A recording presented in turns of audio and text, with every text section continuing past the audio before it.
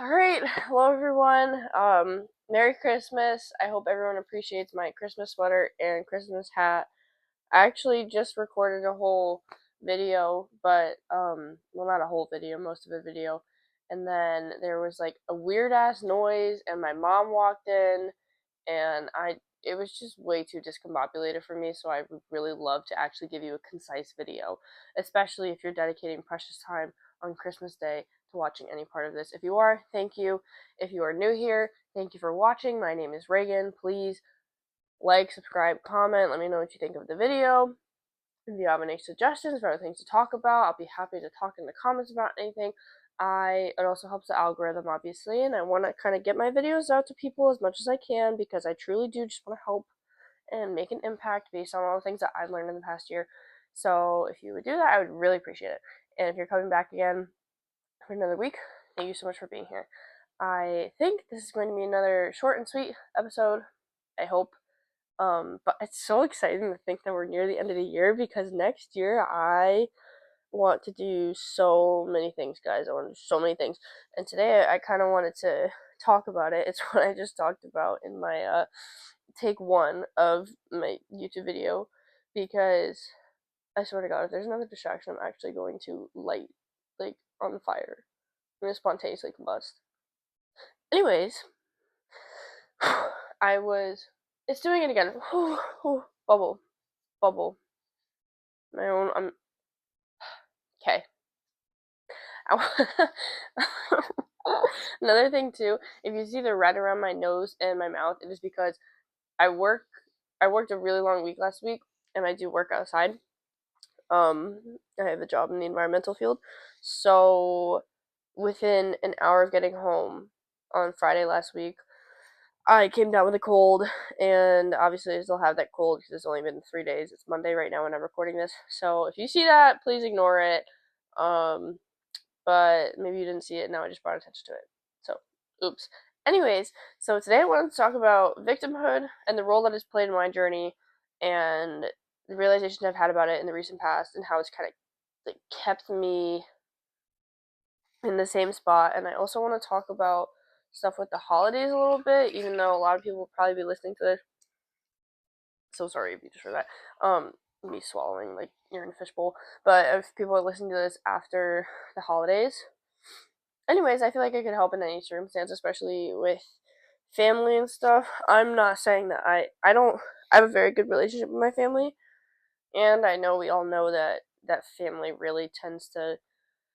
I don't know. Just for anyone who has a skill with pushing your buttons, it's good to reflect on ways to keep yourself in control of what you can control, if that makes sense. Again, any of my family listening to this is not a dig on you whatsoever. I'm trying to help the general public, so thank you. Anyways, victimhood. So, I know I've talked about in my other videos that I had a very, very busy life in high school and college, and only in the recent this year was when I kind of started to come down from the high of stress and adrenaline and the busy schedule and having so many responsibilities and literally just being so overwhelmed. Um, and I think in coming down from that burnout and the whole journey I've also been on in the past year, kind of trying to, let go of old things or like realize traumas and get past it and become a better version of myself and kind of like step into the person that I want to be. Um, I've realized that victimhood is something that a lot of people, including myself, turn to. Well, obviously, hopefully, me in the past now, or I'm working through being aware of it and not doing it. But victimhood is something that a lot of people turn to because it is an easy way to avoid responsibility for actually taking charge of your situation and your life. Because someone who takes radical acceptance for their life and their state of being and like the fact that they are in control of their own reality, I think that is what I'm realizing is the actual key to truly unlocking like the version of yourself you want to become and becoming more authentic and being able to actually create a life for yourself that you really love, because living in victimhood is very easy. It's very easy to outsource your power like that. It's easy to not have to take as much responsibility when you can just be like, well, what about this and this and this and this external thing, and I can't help this and blah blah blah blah blah. Like, the thought that you are a victim of your circumstances is exactly what makes you a victim of your circumstances. If you don't think that you have to be a victim, that's when you actually start to gain freedom and be able to actually craft your own life for yourself. Like, obviously, there are differential circumstances for many different situations across many different aspects of life. And that is not to say that you cannot still take control over your own life and take responsibility of your actions and take responsibility of your own energy, of your thoughts, of the people you spend time with, of where you invest your time and money, and your state of being and the things that you think you can achieve. So I'm realizing that, like, a lot of coaches, mentors, whatever, people online talking about this stuff, there's a lot of people who probably are like, should not be. I don't know. I feel like the coaching industry is very like oversaturated. IMHO, because I think people see how much some coaches charge and they're like, oh my god, I can make so much money off of this, and then they just like are not actually authentic whatsoever and just like low-key scam people, which then puts a bad rap on actual really good coaches who could change your life. But anyways, side tangent. But what was my point with that? Coaching? Coaches talking about victimhood? It's been a really long week. BFFR, it's been a long week. Hold on, I need water. I cannot breathe. Oh, what the fuck, dude? That's fucked up. Water bottle just freaking attacked me. But, oh yes, anyway, so a lot of coaches online will talk about living your dream life or becoming your dream self, and they'll tell you things that, help getting you there, and the things you first kind of really need to look at when like you're starting your journey of like healing and reflecting and changing and shifting and all the beautiful transformational things that you're gonna do on this journey. And as someone like me who's like listened to a lot of podcasts and like like seeing a lot of Instagram posts with long captions, and I follow like a couple of really really really good mentors and coaches and stuff, it's easy to listen to a lot of that stuff. It's hard sometimes to actually hear it and take it in and integrate it and be like, oh, like it takes a couple times listening to some things too, because you can hear something for the first time and be like, yeah, that makes sense, it's logical, okay, like I want to do that. But then when it comes to actually thinking about doing it, like it's a whole different thing. I'll give an example. So let's say that I want to have a okay, I'm thinking about my dream life, right?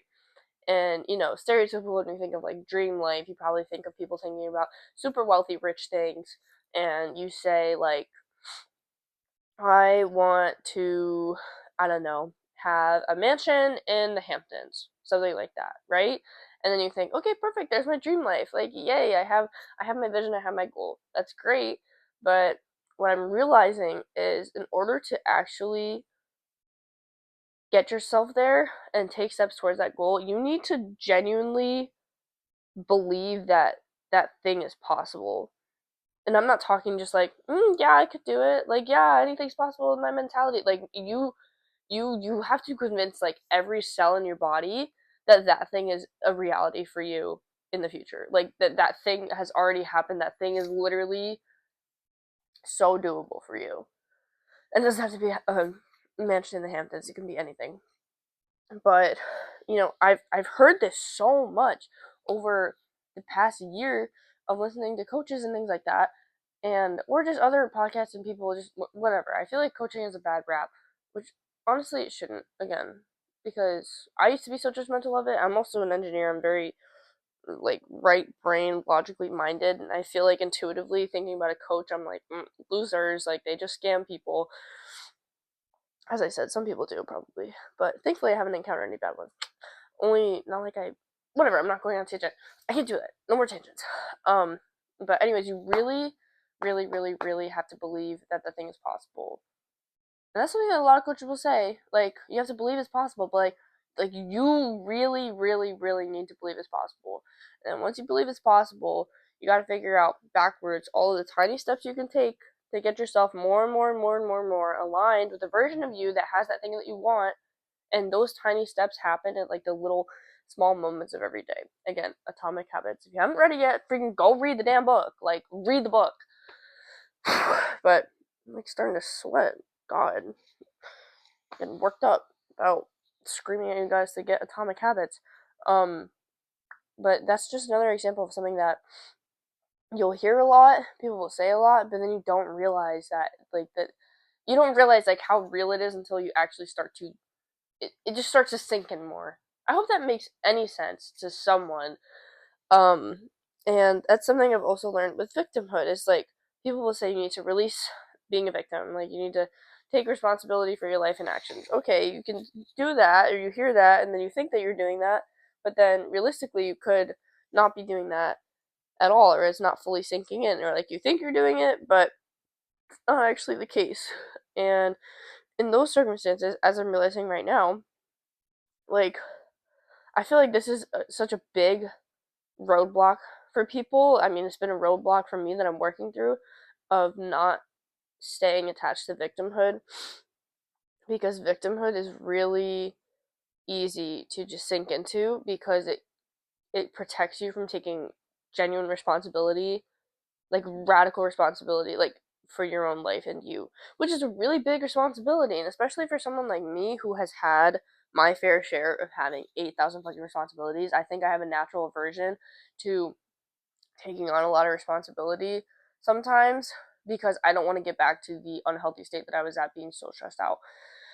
But now I'm realizing that if I want to have all the things that I know that I deserve and that a future version of me has, I need to take full and complete responsibility of my life.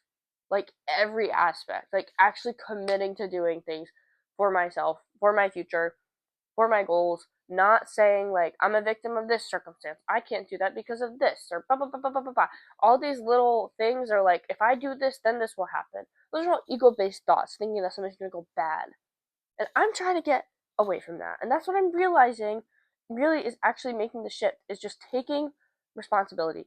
Taking responsibility.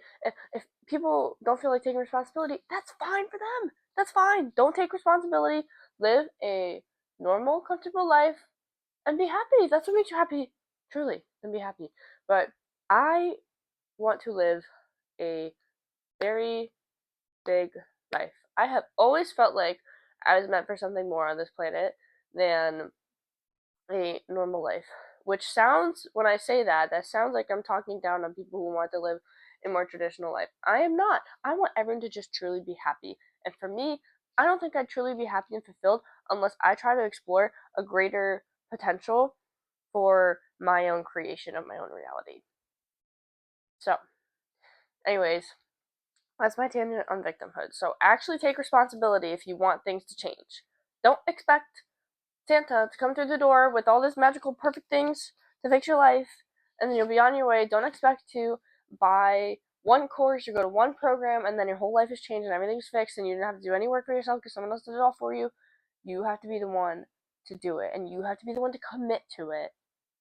And once you've committed to it, you have to be the one to think of the ways that you're going to get yourself to that goal through small habits and changes. And you have to create those small habits and changes. You have to execute on them, and then you have to hold space for any mistakes in like the learning. And it's a lot. It's a lot. That's why you don't want to take accountability for it. That's why you want to lead into victimhood. That's why you want to just say, I can't do that because XYZ circumstance that I was given or I had taken from me or yada yada yada. Like, if you're just gonna give into the situation that you have right now and decide that you can't make any changes, then like you're SOL because nothing's gonna fucking change. Like you are not tied down to the situation that you have been given. You're not tied down to the life that you're living right now. You have full autonomy to change your circumstances. You have the full capability to change your circumstances. Truly. Like, I truly believe this. Anyone has, obviously within, like, reason, but grand majority of people who I think are watching this video, or might be, you have full autonomy to change your life and change your circumstances. You really do. And it's just a choice. It is a choice. That is one of my biggest realizations of this month, of this year, that changing and upleveling like that is literally just a choice. It's literally just a choice. People who have crazy lives like that, they're not some god god level people. They're normal ass people. They're just like me. They're just like you. They're normal ass people, and they just chose a different reality for themselves. They chose to commit to it, and they chose to keep moving forward, and they chose to find ways to keep growing and get themselves where they want to be. Radical commitment and accountability, and taking full responsibility for your life. That's how they got there. That's literally how they got there. And this is what I'm talking about with, like, you need to listen to what they're actually saying, and like, genuinely hear it, because you will hear so many people say that, but it takes oh my god, bad timing. It takes time for that to actually sink in, if you can't tell. It only took me like a year. So anyways, that's my victimhood thing. And moving forward, I would like to talk about holidays. So I guess this kind of relates to taking responsibility. I think, and speaking to people getting particularly triggered in some situations or scenarios during the holidays by, I don't know, being asked about their current life situation if they're not super happy with where they're at, for example, or someone saying a comment that they know is going to trigger you, but they still say it anyways, or just like two different completely opposite types of communication between two people trying to interact, and you just butt heads. Does that make any sense? Like, just there are so many circumstances where I feel like people will get extra frustrated around the holidays if they're in bigger family settings like that, because situations like that can come up easier. And when you're in a situation like that, you don't really feel like you're in control. And I think that that is the core issue for why people feel so stressed and overwhelmed with holiday stuff sometimes. And my take on it is to reflect on feeling a sense of control, and kind of actually, again, taking responsibility for what you can control, because you cannot control other people. You cannot control how they think, you cannot control how they communicate with you, you cannot control their actions. So the only thing you can control is yourself, and your own space, your own energy, your own internal mind and world. I am so unwell, guys. Like,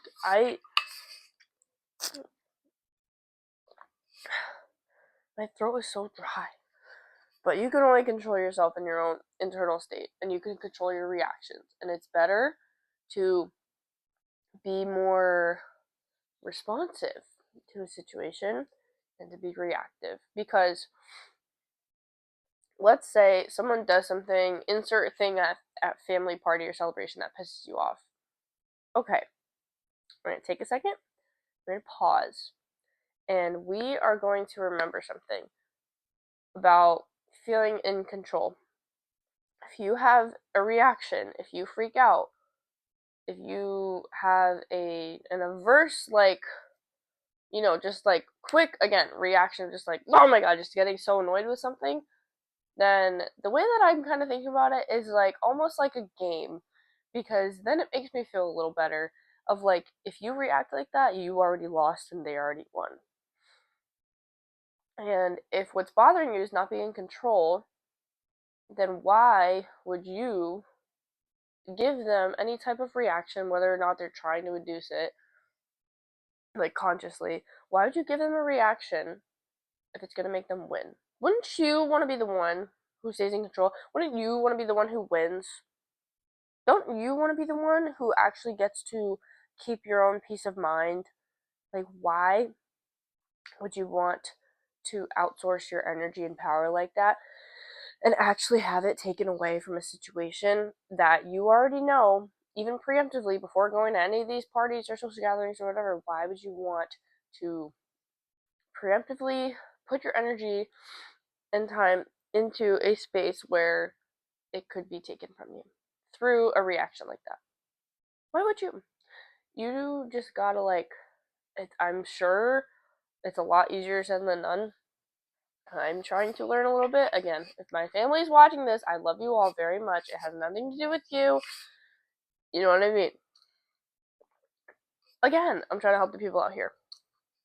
But anyways, just keep yourself in a state where you protect your own peace of mind and energy, and don't give it to them. Don't give it to anyone else. Let's say I still was living unemployed right now, like I was for like 3 months, like a month and a half unintentionally. Excuse me. And let's say someone asks me, "Oh, where are you working? Where's your job at?" Like intuitively, your reaction wants to be like, "Fuck you, shut the fuck up. Like, don't fucking ask me about it." But then again, also think of their perspective. Like people who are asking questions like that, they're not trying to be annoying. They're not trying to piss you off. They're literally just trying to make conversation. So when you can understand it from a more neutral perspective like that, I feel like it's helpful for realizing like, oh, maybe they're not actually trying to piss me off. And once again, you can detach yourself from the fury and anger that you feel or frustration or freaking out or whatever when someone asks you a question like that, and just be like, just stay in your lane. Just stay in your lane. Look, all the shit, all the annoying stuff over here. Who's your girlfriend? Who's your boyfriend? Do you have a job? Where are you going to school? Like all the classic family things. Or when are you getting married? When are you having a kid? When are you getting engaged? Like I feel like those are like the classic questions that people complain about. All those questions, again, they come from a space of a positive thing and want to make conversation. And then it goes to negativity based on your reaction and your beliefs. And maybe they're saying something that validates an internal fear of yours or something that you just don't want to think about or like, such as like, oh, maybe I don't have a job right now. Maybe I'm not engaged or married. Maybe I'm not pregnant. Like, just all the things. It's coming from a positive space, but you need to remember that even though it's coming from a positive space, you have a right to feel angry, upset, whatever. But what you're going to do is you are not going to be reactive, because being reactive is just going to waste your own energy. You want to keep your energy to yourself, right?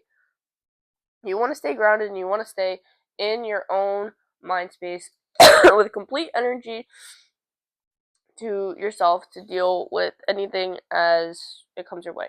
So just imagine that. Don't let them win. Don't give them any type of your energy. Don't give in to any type of reaction like that. Enjoy the day as much as you can. Remember, you can only control as much as you can control, and that is you. And go about it like that. So yeah, I feel like this episode was way less concise than before. No, it wasn't. It was more concise but longer tangents. Anyways, as we all know, I say it every week, these are gonna get much better. I'm kind of doing the same strategy, proposing. Oh my god, third time posting all of these